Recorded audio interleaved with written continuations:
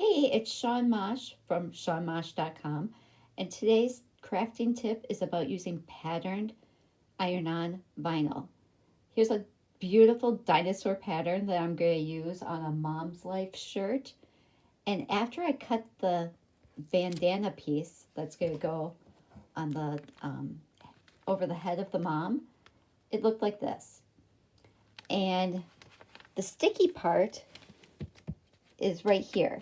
So what I had to do to get this onto the shirt is I get a clear masking sheet, and you can buy this wherever you buy your patterned vinyl. You put that over the top.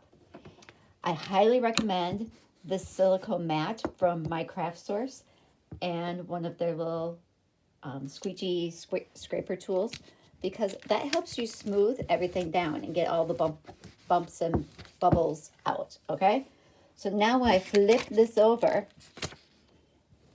and peel away the backing, because you always want to peel away the backing, not try to peel up the carrier sheet. Okay, so once I peel off the backing, now I have a sticky backing that I'm going to put on my shirt, and there is the patterned vinyl all ready to go. And I love using the clear, it's basically called a masking sheet or a carrier sheet, because now I can see through this. So when I go line it up on my shirt, it's going to line up perfectly. So make sure to have the right tools for the right projects.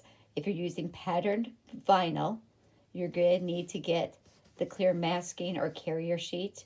And the nice thing is you can use this over and over again. I saved my backing piece from it so that I can just stick it back on here and use it again and again. But having one of these to help smooth things down. And the silicone mat is great for just making sure your project doesn't shift around on your work surface.